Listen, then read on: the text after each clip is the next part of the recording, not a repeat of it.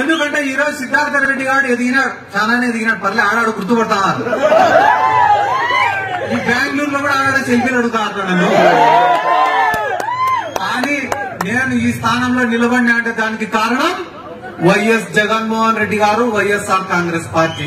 దాన్ని మర్చిపోతే ఎవరికి కూడా ప్రగతులు ఉండవు. ఈ రోజు చాలా పార్టీలు అడుగుతాయి, ఏం సిద్ధార్థ మా పార్టీలో ఒక ఎమ్మెల్యే టికెట్ ఇస్తామని. కానీ ఈ స్థానానికి రావడానికి గల కారణం ఏం లేనప్పుడు మనల్ని ప్రోత్సహించినోడు గొప్పోడు, అన్ని ఉన్నప్పుడు ఎవడైనా పిలిచాడు. ఏముంది దాంట్లో? ఈ రోజు 4 మంది ఎంపీలు విన్నారు తెలుగుదేశం పార్టీకి. వాళ్ళని 10 మంది గుర్తుపడతారన్నా, వాళ్ళని ఎంపీలుగా చూస్తారన్నా, వాళ్ళ కాడ డబ్బు లేని 10 మందికి తెలిసిందన్నా దానికి కారణం వైఎస్ జగన్మోహన్ రెడ్డి, వైఎస్ఆర్ కాంగ్రెస్ పార్టీ. దాన్ని మర్చిపోయి వాళ్ళేమనుకుంటారు, సొంత బలం అనుకుంటున్నారు. మా కాడ లెక్కుంది కాబట్టి చంద్రబాబు నాయుడు పిలుచుకున్నాడు అనుకుంటున్నారు. మా పైన చంద్రబాబు నాయుడు ఈ విపరీతమైన లవ్వు అనుకుంటున్నారు. చేరినాక తెలుస్తుంది లవ్వు లేదా. మా నియోజకవర్గంలో కూడా మొన్న ఒకటి చెప్తాడు, నేను పోయి చంద్రబాబు నాయుడిని కలిసి వచ్చినా పాపం నన్ను చూసినే కన్నీళ్లు పెట్టుకుని దగ్గరికి తీసుకున్నాడు చంద్రబాబు అంటే వ్యక్తికి కూడా. 40 ఏళ్ళు కాపురం చేసి ఆయన భార్యకే తెలియదు ఆయన ఏడుస్తాడో. అట్లా అంటాడు, నిన్ను చూసి నవ్వుతాడంటే అయ్యే పని, ఏడుస్తాడంటే అయ్యే పని, ఎట నమ్మిదవరా నువ్వు అంటే. ఇట్లాంటి వ్యక్తులందరూ పార్టీని విడిచిపెట్టి పోతే కూడా ఒకటి నేను చెప్పదలుచుకునేది ఏమన్నా అంటే, మళ్ళా మీ కుటుంబం గురించే చెప్పాలన్నా. పార్టీ వచ్చిన మొదటి రోజు నుంచి ఈ రోజు వరకు ఆ పార్టీ కోసం కష్టపడతానే కుటుంబం నేను పాటిస్తున్నాను. ఒక సిద్ధాంతం అనేది ఉండాలి. ఏ రాజకీయ పార్టీ పుట్టినా కూడా ఒక సిద్ధాంతం కోసమే పుట్టింటది. కూడు గూడు గుడ్డ అని చెప్పి ఒక పార్టీ పుట్టింది. తెలుగువాడి ఆత్మగౌరవం కోసం అని చెప్పి ఒక పార్టీ పుట్టింది. పెట్టుబడిదారులకు వ్యతిరేకంగా అని చెప్పి ఒక పార్టీ పుట్టింది. సమసమాజ స్థాపన అని చెప్పి ఒక పార్టీ పుట్టింది. వైఎస్ఆర్ ఆశయ సాధన కోసం అని చెప్పి ఒక పార్టీ పుట్టింది. తెలంగాణ రాష్ట్రాన్ని సాధించడమే ధ్యేయం అని చెప్పి ఒక పార్టీ పుట్టింది. ఏ సిద్ధాంతం లేని పార్టీ కూడా ఒకటి ఉంది, అది జనసేన పార్టీ. చంద్రబాబు నాయుడు ముఖ్యమంత్రి చేసేదానికి పుట్టే పార్టీ చంద్రబాబు ఏంటి పెట్టుకునే పార్టీ. కాబట్టి ఏ పార్టీకైనా కూడా ఒక సిద్ధాంతం అనేది ఉంటుంది. ఆ సిద్ధాంతాలను మర్చిపోయి పనిచేసినప్పుడు ఆ పార్టీలు పుట్టగతులు లేకుండా పోతాయి. ఈ రోజు చంద్రబాబు నాయుడు కలుస్తాడో తెలీదు, ఎందుకు బీజేపీతో కలుస్తాడో తెలీదు, ఎందుకు జనసేనతో కలుస్తాడో తెలీదు. ఒకరోజేమో పోయి కాంగ్రెస్ అని సంకెత్తుతాడు, ఒకరోజేమో బీజేపీని సంకెత్తుతాడు. 2 సంఘాలు ఖాళీ లేవని ఇప్పుడు పోయి పవన్ కళ్యాణ్ గారు నెత్తి మీద వస్తున్నాడు.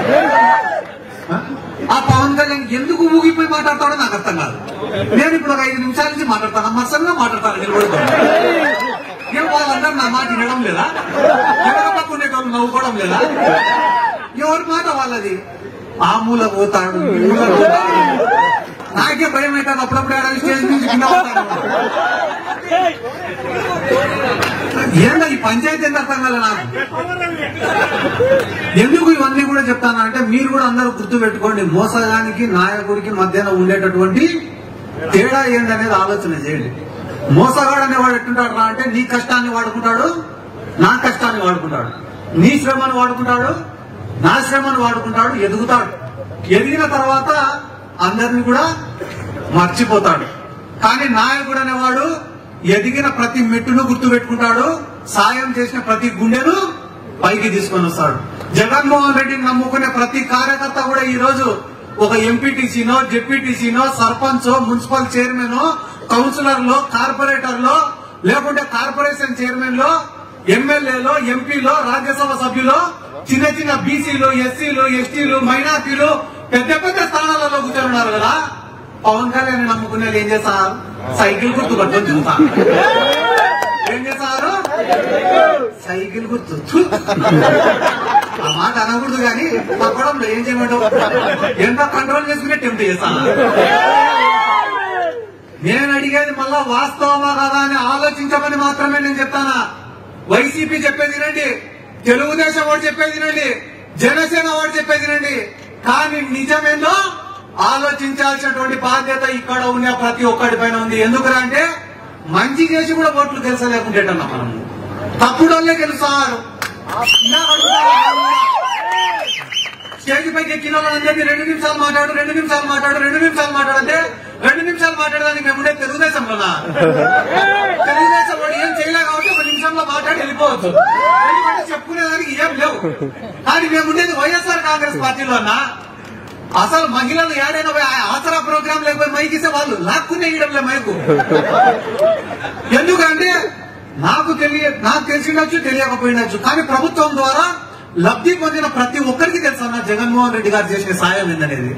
2,50,000 కోట్ల రూపాయలు ప్రజలకు ఇచ్చిన జగన్మోహన్ రెడ్డి గెలిచకుంటే ఏం చేశాడని గెలిచాడు సార్ చంద్రబాబు నాయుడు? ఏం చేశాడు చంద్రబాబు నాయుడు?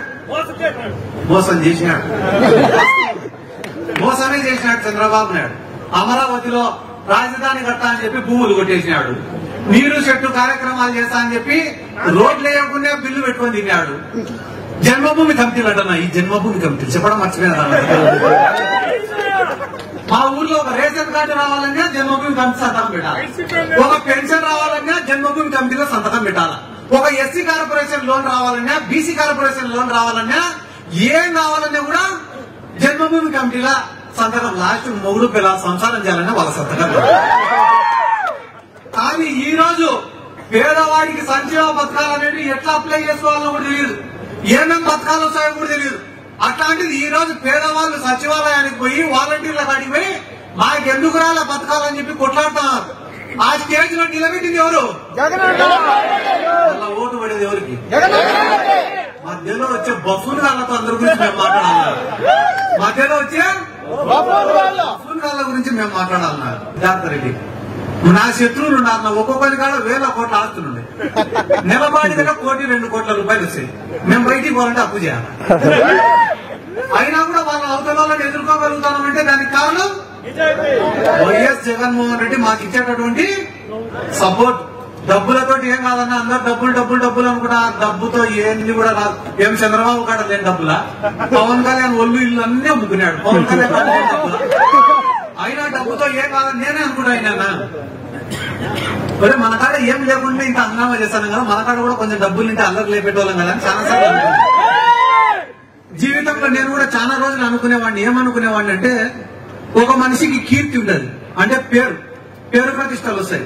కొంతమందికి ఉద్యోగంలో బాగా సక్సెస్ ఉండదు, కొంతమందికి వ్యాపారంలో బాగా సక్సెస్ ఉండదు, కొంతమందికి వద్దనే డబ్బు వస్తుంటది. అట్లా ఒక్కొక్క మనిషికి ఒక్కొక్క దాంట్లో రాసి పెట్టినాడు దేవుడు కిస్మత్ అనుకునేటువంటి నేను అట్లనే ఒక వ్యాపారం చేసినాను. ముట్టుకోవడం భస్మం. అట్లా ఏ వ్యాపారం చేసినా కూడా డబ్బులు రావడం వచ్చి రిటర్న్ లో పోతాయి డబ్బులు. నా జీవితంలో దేవుడు రాసినట్టు లేడు నాకు. ఇది పేరు వస్తుంది, సరేగా పేరు వచ్చినాక డబ్బులు సంపాదించుకోవచ్చు ఏమనుకున్నా. పేరు వస్తూనే ఉంది కానీ డబ్బు మాత్రం రావడం లేదు. నాకు ఏందిరా ఇది, ఏం అర్థం కావడం, ఏంది పరిస్థితి ఇట్ అయిపోయింది. అప్పులు చూసేమో పెరిగిపోతూనే ఉండే, దానాలు ధర్మాలకే పోతున్నాయి డబ్బులన్నీ. ఎట్లా ఎట్లా ఎట్లా అనుకునేటప్పుడు దేవుడే కొన్ని వర్కులు చూపించినాడు. వర్కులు చేసుకున్నా, అప్పులన్నీ కట్టుకున్నా. నన్ను నమ్ముకునే ప్రతి కార్యకర్తను కూడా లీడర్ గా చేసుకునేదానికి డబ్బులు వచ్చినాయి, అన్ని చేసినాను. ఎప్పుడైతే డబ్బులు నాకు వచ్చినాయో ఆ రోజు అనుకున్నా, ఈ గీత కూడా నాకుందిరా. అప్పటి వరకు 50 లక్షలు అప్పు చేసేటప్పుడు ఇప్పుడు 10 కోట్లైనా చేసా అప్పు. ఎందుకురా అంటే ఇంకా గీత ఉందని అర్థమైపోయింది కదా. కాబట్టి మంచి చేయడానికి మనసు ఉండాలి తప్ప డబ్బుతో పని లేదు. కాబట్టి ఆ మనసు వాళ్ళకు ఉందని చెప్పి నేను ఇంత దూరం వచ్చి కూడా వాళ్ళకి మద్దతు కోరుకుంటానన్నా. మాకేమో బెంగళూరులో ఇంత పద్ధతి ఉండే జనం ముందర నిలబెట్టి మాట్లాడమని చెప్పినారు. మళ్ళా మీరు ఒకసారి ఉదయగిరికి పిలిపిస్తే ఆడ నేను మాట్లాడతానా, నేను మైకు బట్టి మాట్లాడతాంట, కింద మా వాళ్ళు ఆడాడ ఒకరు క్వార్టర్ వేసి జై జగన్ అంటారు. ఆ దినం ముందర మాట్లాడితే మాకు కొంచెం ఉత్సాహం ఉంటుంది కాబట్టి మళ్ళా ఆడ ఒకసారి కలుస్తాం. ఇప్పటికే మీరు కూడా 2-3 సార్లు ఆహ్వానించినా కూడా రాలేకపోయినందుకు క్షమించాల్సిందిగా కోరుకుంటూ, మీ కుటుంబం వరకు అర్ధరాత్రి పిలిచిన మా అన్న చెప్పినాడు జగన్ సార్ కోసం ఈ 15 రోజులు సమయం కేటాయించి పనిచేయాలని.